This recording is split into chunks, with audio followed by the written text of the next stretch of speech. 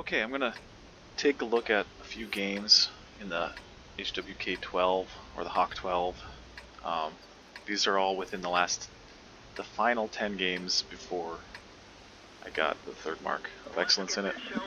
So this one in Karelia, and a lot of these are actually losses, but they're, I think, helpful things that happened on the way to getting my third mark. So it's helpful things to look at or realize or review or critique. So I'm going to try to get vision through the middle. It's a 9 and 8 game. I often hate going in the middle because of the amount of enemy light tanks that usually show up here and just YOLO kill you. So it's like a powerful spotting location versus risking your own tank, which I guess is what a lot of light tank gameplay is. I personally hesitate to just like spot by default in light tanks because of certain maps or team compositions or whatever, which it doesn't always make sense to just go YOLO scout. This tank is actually really pretty weak. It's got really average statistics and everything. It has awful shell velocity. It has a pretty decent alpha damage for a tier 8 light tank. That's like the only thing that's good about it. But I fire all kinds of gold because the standard pen is poor, which is, I guess, the point of light tanks in general. But if it's like really mediocre at everything else, you know, you have to make it okay at something. So the deployment on this map is typical for our team. Their team is really atypical that they haven't sent anybody to the north, and so I'm able to kind of use this spot a little differently. And now that the RU is dead, I should be able to move up and continue to press vision. The object 274A is also obviously pushing vision, but he's not going to have the same sort of sight lines, so that's why I'm staying back for right now to try to work vision as much as possible in conjunction with him. So now that his mouse should drop down, I'm going to try to work on him. And they just don't really have any vision secured now that their now that their RU died. I saw the Char actually was tracked. That was a really bad shot. The shell velocity won't allow that, so he's double tracked now. We should be able to kill him.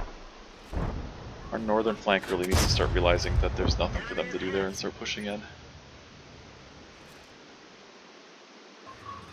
The southern flank, it's hard to comment on just because of the lack of vision to that corner that I have.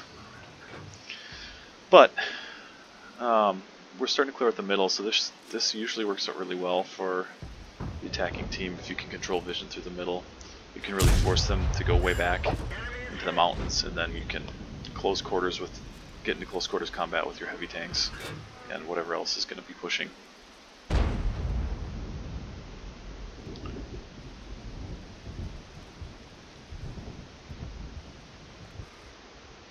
Once in a while you can find shots in the back of those guys through the middle. Not seeing that here, obviously.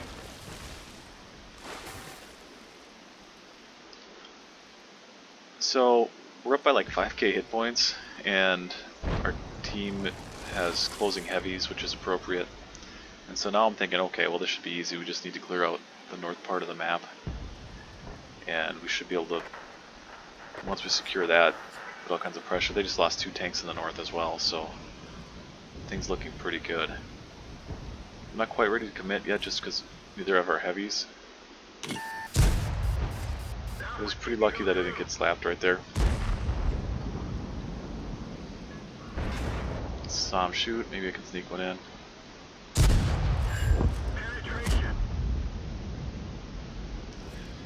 So their whole team now knows that we've got 2 tanks pressuring this location, so we're going to have to be a little more careful.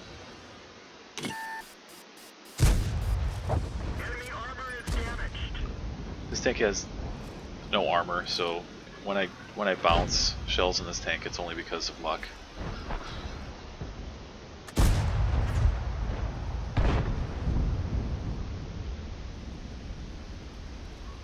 It does have really good gun depression. I guess that's one positive thing. I think it's a weak tank, which is why I wanted to 3-mark it, because I thought I could 3-mark it without too much difficulty, because it's just not very good. Meaning that average players don't play it very well.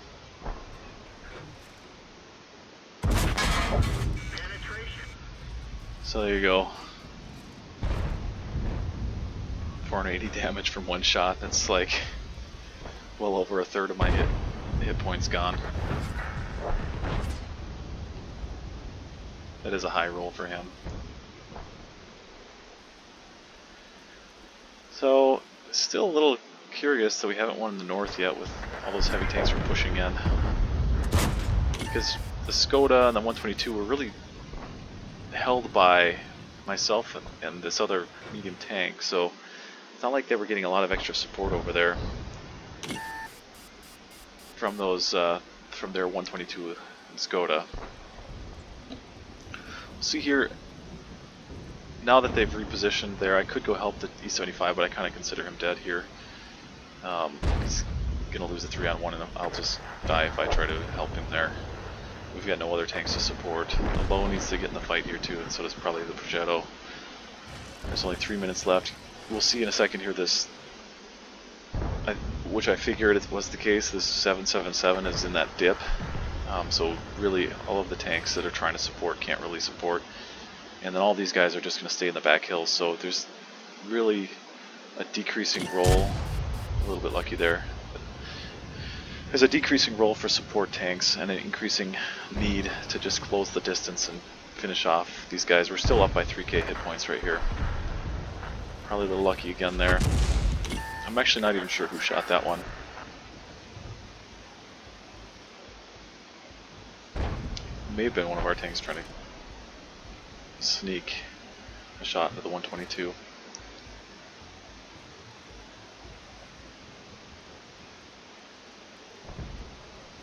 Still up by almost 4k hit points here. We just need to finish off their one-shots.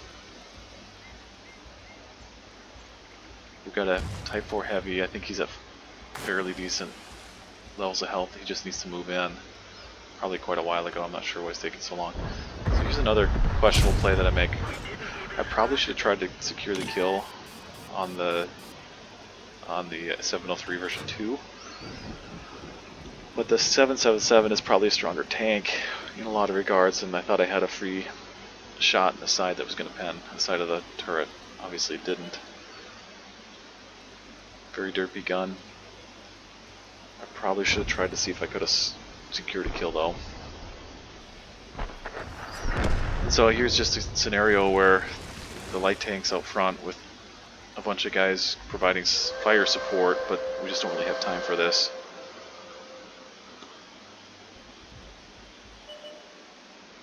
So I was going to try to make a play there, got spotted obviously. I'll call this a mistake too. I think I needed to be more decisive and try to get an angle on these guys. I'm basically just trying to get any sort of damage I can. These guys are all one-shots like I said, or near one-shots. Thought about crossing there. I think it has terrible DPM, but I thought wiser of it. I can go around. I mean, I guess myself included, I probably should have pushed the pace here a little bit more towards the end of this game. But so does everybody. I mean, like the Progetto and Pershing and Low, there's like no chance they're going to get shots or even get shot at as they close just because of their positioning. They just need to close, and they needed to a long time ago.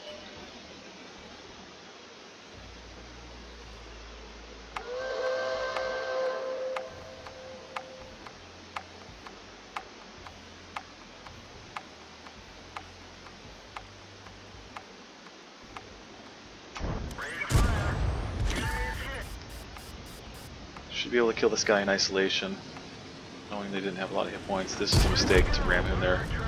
I should have kept my distance. A little better than that. Now I'm closer to a 50-50 one shot from this 122, whereas before I was like he'd have to really high. Well, I don't think he could have even high rolled me. I think it was beyond the highest possible roll he could make. But he's distracted now. Obviously gets killed. And then we end up losing this one, even though we were up at one point by like whatever it was, 4,000 or 5,000 HP at various points in this game, just because we weren't quite aggressive enough towards the end. The low still didn't move in. But I wanted to show this because I did have actually a good result. I got 2,800 damage and 4,600 spotting, so that's a lot. That's a really high amount of combined damage and spotting for, like, if you're going for a mark of excellence like I am in this tank right now. You know, I've got 2, and I'm going for my 3rd.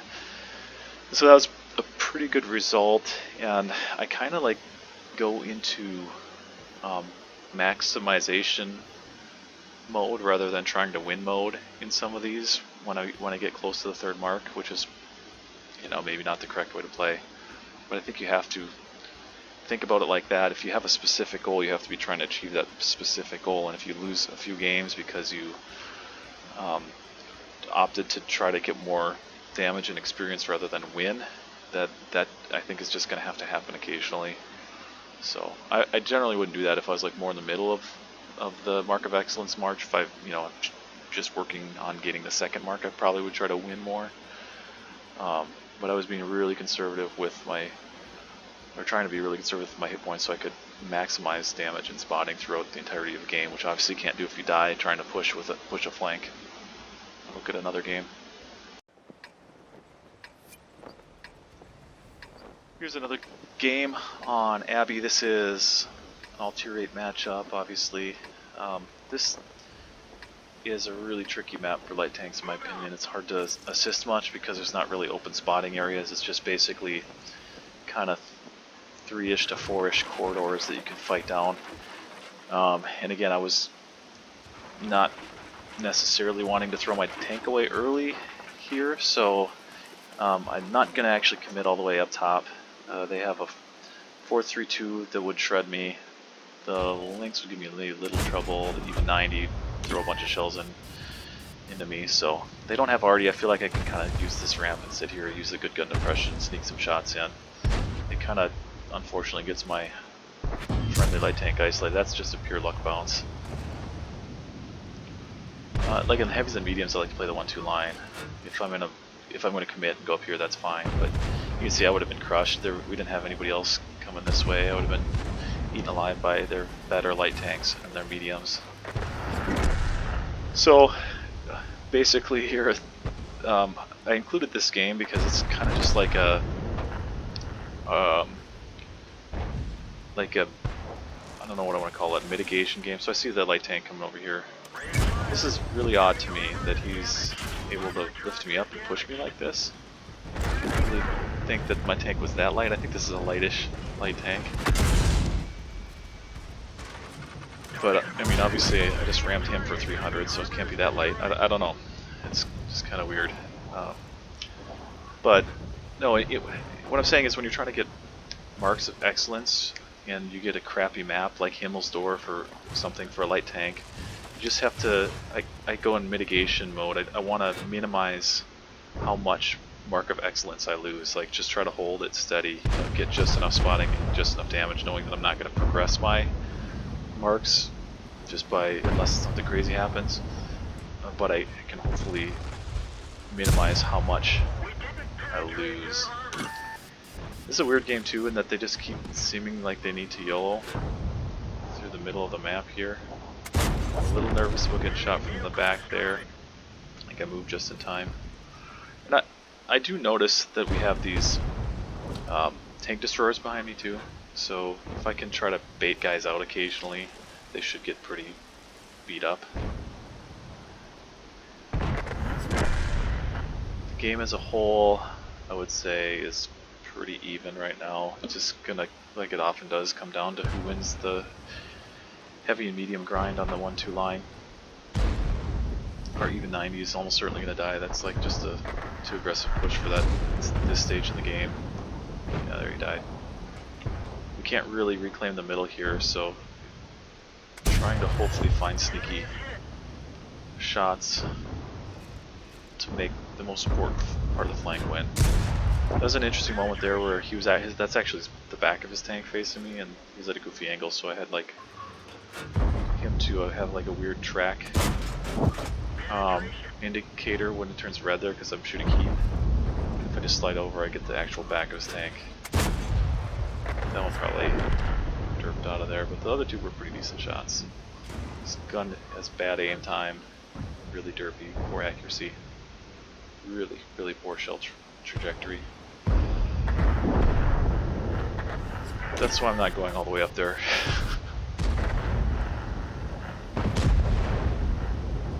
I am kind of hoping they'll chase me down here a little bit though. This guy I don't think sees me. No. Occasionally get shot, like from the sniping position across. From right here too, if you go too high up on the hill. And I haven't really had a lot of incoming fire from that, so I don't think it's really an issue.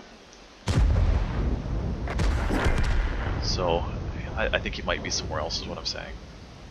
So I'm going to just keep poking. I don't really have shots now on the 1-2 line. If I can get this guy to chase me down here a little bit, hopefully our tank destroyer can shoot him. Of course there's our dead teammate in the way. I'm not entirely sure if I'm going to get spotting from this either. I think probably not because they're close enough, but anything I can do to help get rid of tanks is going to be helpful. This guy looks a lot like he wants to YOLO me. Again, I'm not sure what the point of that play was. At the time there was a live tank right next to him in the middle. I think it was the Rev, I don't remember. But he decided to run into a wall and YOLO me into like a line of fire. 3 other tanks that were camping. I don't really understand. They must have been spotted because our other, like the light tank and the Wheelie Boy did the same thing. Now this is really frustrating. I was pretty sure I was going to die there because he was coming up, which this is so idiotic I can't even explain it. Full health heavy was camping at the back up until now. Comes out. You can see I'm hardly even trying to help him just because it's not possible. I think he shot once or twice and then dies. Completely throws his entire tank away, which is ridiculous. All he needs to do is just live somewhere and we maybe would have had a chance to win this. So I'm looking at angles. Obviously the other light tank is now uncontested, and again I'm not sure why he's not moving. You should have seen that the 130 had moved and realized that all of their tanks were otherwise spotted and try to get an angle. You know, we're not really likely to cap them out here. I was hoping more to like get behind them and use the bushes.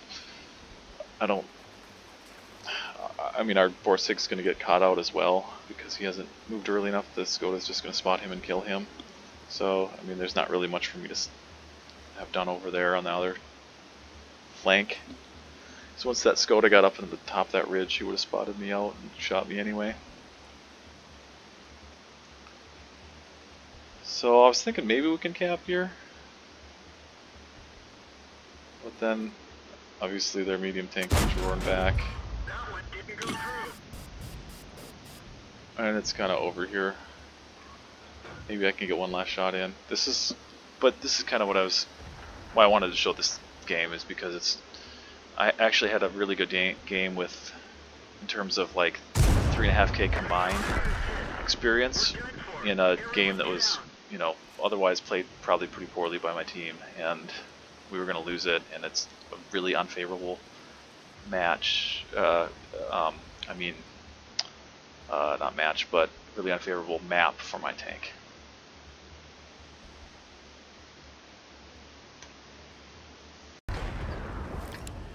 And sometimes the matchmaker is good to you and you get a spotty map in a light tank where you're trying to get lots of combined damage and spotting. So obviously 1-2 line is where all the magic happens for spotting on this map, and I don't usually go there even to start out in a lot of even light tanks, but because I'm specifically trying to get lots of spotting when I go there. The downside, the reason I'm showing this map is because of how much repositioning and awareness that it actually takes for me to make this work. I thought was pretty good in the way that the adjustments happened. Yeah, going here immediately, that's exactly the problem, is that they've got all these, they've got 2 wheeled tanks One of them's tier 10. I want to get up and kind of provide counter spotting here.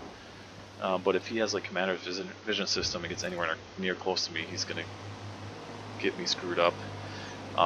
I'm running Commander's vision system on this as well, so right there I think he probably isn't, because if he had his tank maxed out for vision, he probably would have seen me. I'd feel okay shooting after he falls behind those bushes there, and what I ultimately always want to do from the south on this map is to get to this bush right here to start with. It's a very powerful location. You can actually sneak spots through the middle of the map, and then also way down there, even ultra camo tanks like that thing. You know, I think my view range is like 470 with crew skills and Commander's vision system. I think I have vents and I should look at the start of the next game. Vents and optics.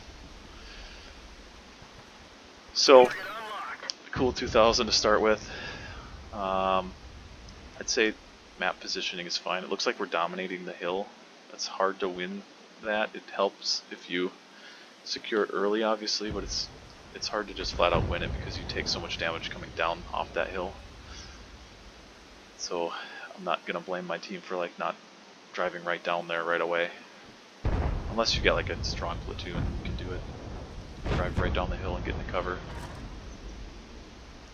There's an example spawning through the middle. Now I'm really worried that he's gonna come proxy me. So I'm gonna try to back up a little bit. Yeah. I needed to probably move a little bit sooner there. That is a lucky bounce. This tank, as I mentioned, shouldn't really bounce anything. I see him moving, so I think maybe I can sneak one in. Obviously he gets spotted by me as well there. Here I'm going to actually close the range on him so I can get under his gun, and now it looks like he doesn't want to play that game anymore, so I can get back out and readjust here. So when I go to this bush that I'm going to try to go to it again, I'm a little nervous because the EBR hasn't been spotted, so he could have easily got back up into there. I'm always going to default to dipping over. See, I don't go for it right away. Yeah, I'm going to default to dipping over to the right here. I expect that he is somewhere, that he probably got into the E1 spotting bush because of that, and I suspect that even more here in a second. I'll show you why. He was obviously right there, so me not spotting anybody and being spotted in the middle, I expect that's the wheel tank driving somewhere near the E1 bush. So right there I'm just basically trying to get clear of his vision and come back to it later. Surf the ridge here a little bit. I believe I'm probably still spotted here in retrospect. Oh no, I wasn't. Okay. It's hard to know where that dude is. So we're winning here, and we're also like winning by map control. I should be a little careful on this ridge, obviously. There's like really super dangerous tanks left. But we're kind of getting to the point where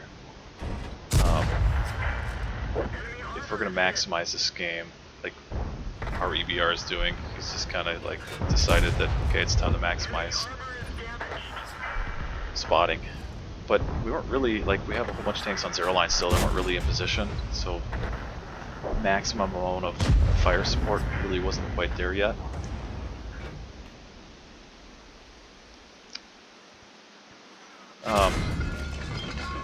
Yeah, there he is. So I expect he was probably in the E1 bush for a lot of that engagement there, which is one of the reasons why I didn't try too hard to go take this again. And now that I know he's gone, I know then that I can take this location again,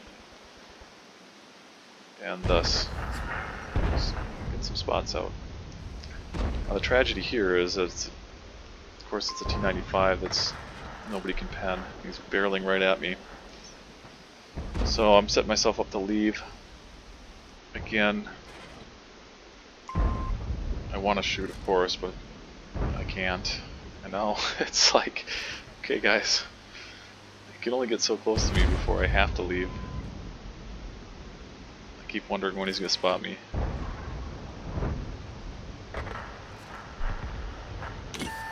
Yeah. I tried to track him there as I left so he couldn't swing his gun over and nail me, but of course he nails me. During that little stint on the bush there, I was able to get up to 4,400 assistance. So this is, this is going to be a good game. It's hard to get 4K spotting most of the time. But now all of their tanks that have any sort of vision are out of the game, or like any, I guess any sort of realistic way to counter spot me, because those tank destroyers just are gonna want to play in the back line, and get damaged. They're not gonna want to like drive forward and spot me. So I should be pretty free to push up here. So, little lucky that I left with, or that I'm left with 2 hit points, but we'll try to use it to maximize everything here. I think, again, the reason I wanted to show this game is because of how I think it shows how you can be sensible about playing the one line. People seem to get pretty upset when you don't YOLO spot it in a light tank, and you don't need to YOLO spot it, you need to spot it opportunistically. You know, getting there eventually is pretty helpful if you can do it like at a reasonable pace. So yeah, that's a really solid game. It's like 8K combined. It's some ways helpful to play open maps like this in light tanks when you're bottom tier, actually, because there's just more hit points and stuff to spot out. There's certainly some luck there. I mean, either one of those wheeled light tanks could have YOLO'd me way sooner than the one did, and the one did get back up to the E1 spotting bush and eventually gave it away when he fired. Not really a passive scout per se, but it can function as one. And it's that realization of where they are and when you are safe to move in that can, I think, elevate your gameplay. And like, there's certainly plenty of games on this where you can't do this just because of the way it plays, and so it takes some luck, but it also takes realization of when it's appropriate to go for those spots and when you should bail.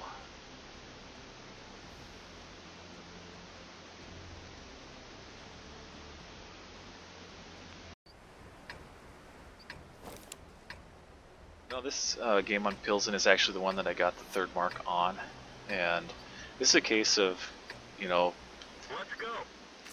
being able to just try to maximize what you can take and try not to force it. I feel like, you know, the forcing things in general are like high risk, high reward, and when I knew I was on 94.7% mark of excellence, I was pretty nervous to try not to, like, you know, because if you go YOLO scout and die 0 spotting, you know, you're gonna like drop that by 2 percentage points and have to play like another 10 games to get it back. So I play pretty cautiously at the beginning of this. Part of it was, though, too, I saw that so many dudes were like tearing out into the middle of the map that like me going there makes 0 difference, because we've got light tanks and medium tanks blasting through. So like, what's my role to add something to vision in that situation is like just non-existent. So I might as well slow play. Probably should have been shooting up there a second ago. You know, honestly, the 0 line is most important, though. If you're going to eventually win this map, you need to win the 0 line first. It's really hard to push through the middle if there's a bunch of tanks in the corner.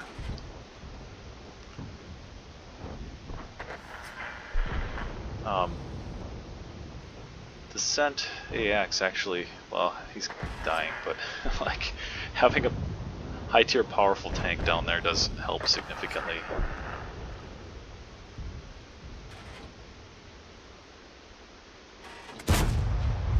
There's the derpy gun. So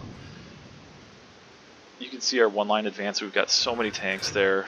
I feel like a lot of what's going to get spotted has been spotted, and so it's probably time to just make something of it.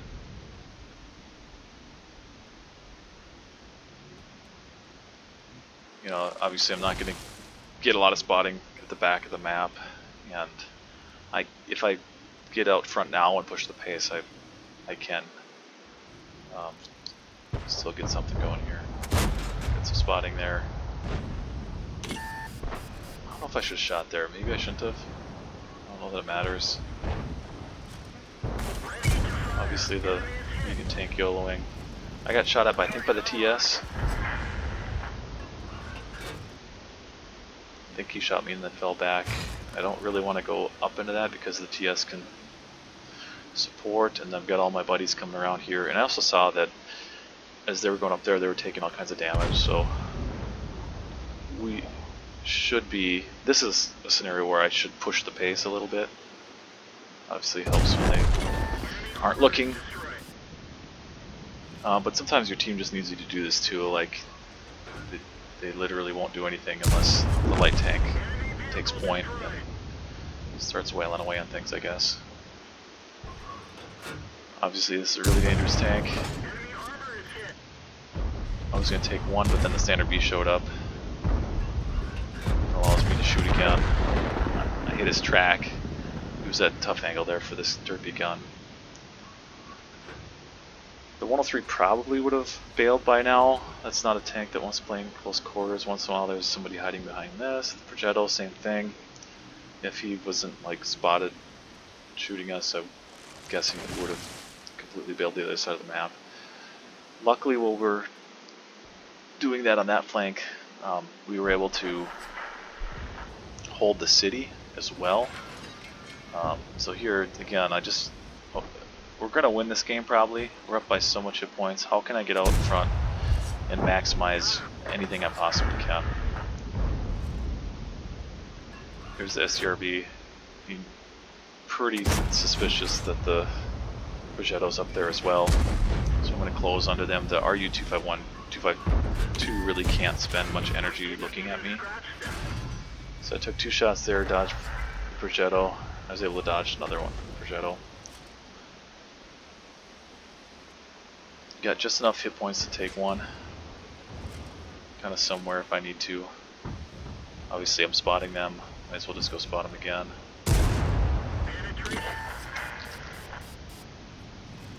And then it's just a matter of just trying to make sure that I'm the one getting the spotting on these guys. So there's that. And this is going to also turn out to be like a 5K combined game, you know, that actually started really slow. So like the whole point of I guess looking at these games at all, and the whole point of why I wanted to share them was because I think this is a crappy tank that I wanted to 3 mark, and I did, luckily. But the basically because I think people play light tanks wrong a lot, and I wanted to have like a voice, I guess, in that. And you know, even if you're playing a crappy light tank, finding ways to maximize things and that don't include YOLO spotting. I think there's clearly a time for YOLO, but you know, being the correct amount of patience with what your tank can do. This tank really gets me frustrated with the shell velocity, especially. It just almost has to function as a scout because the gun is just so bad, except for like really late game. And that's the other thing too, that there was a game I had a few weeks ago where I was just able to be so powerful late game just because I didn't YOLO spot. I didn't YOLO and die right away in my light tank in an open map. It was, you know, do what you can. Like at the start of this game, I was probably in some ways overly passive, but it allowed me to be really, really strong late game. I got almost all my, I think I got like 3,000 spotting just right at the end, and a fair bit of the damage right at the end, only because I was alive and you know, the momentum of the team was able to push through.